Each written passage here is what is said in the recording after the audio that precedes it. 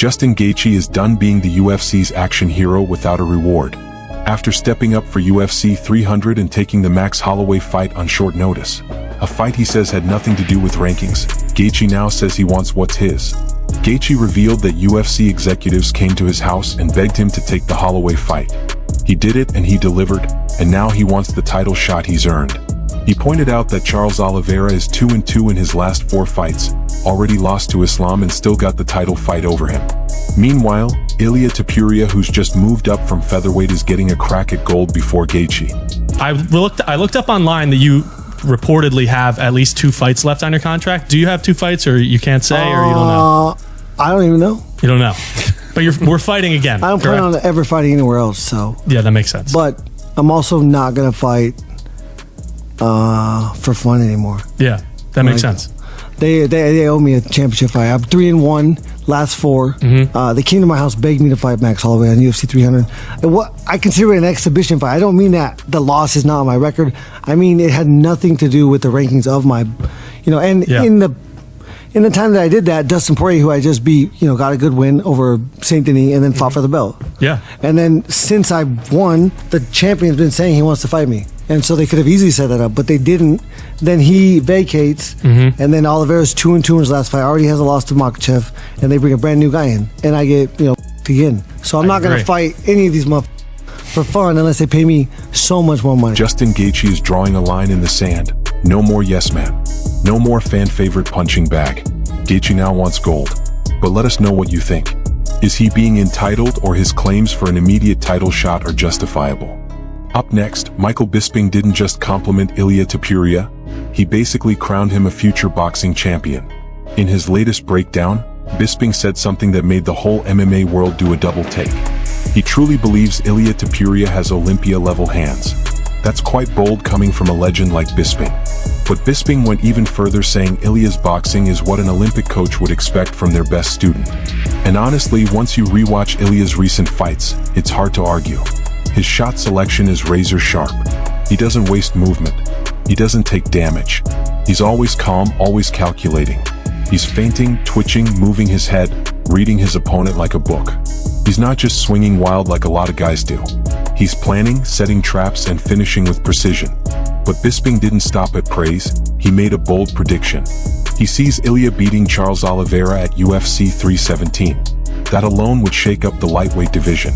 But then he sees Ilia immediately calling out Islam Makhachev for a legacy-defining title clash, or even Paddy Pimblett for a money-making super fight that could crash the internet.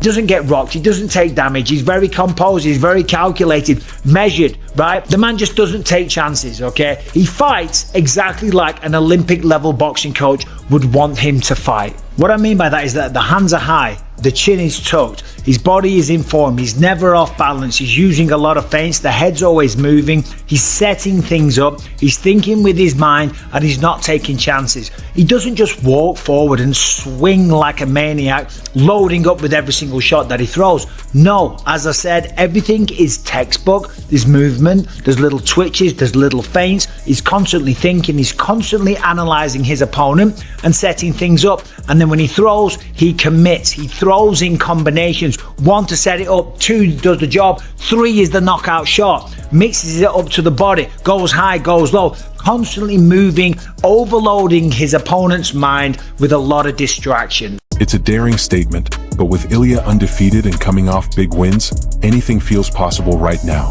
The big question is, can he really get past Oliveira? And if he does, should he take on Islam or Paddy next? But let us know if Charles Oliveira stands a chance against Ilia Topuria. And finally, Khamzat Chimaev might have just taken his intensity a bit too far. According to his UAE-based coach Murad Bashiv, Khamzat got into a serious altercation with his own Dagestani teammate who happens to be a Thai boxing specialist named Ali, and it didn't end in the gym. Murad explained it started out as normal sparring, just another day in the gym, but then it escalated hard. Here's what Murad Bashiv said, and I quote, "It definitely started as a normal session, but things escalated.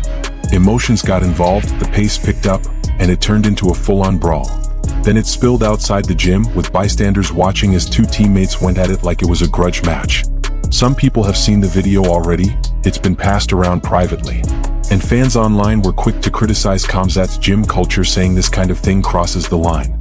Hard sparring is one thing, but turning it into a street fight with your own team? That's another.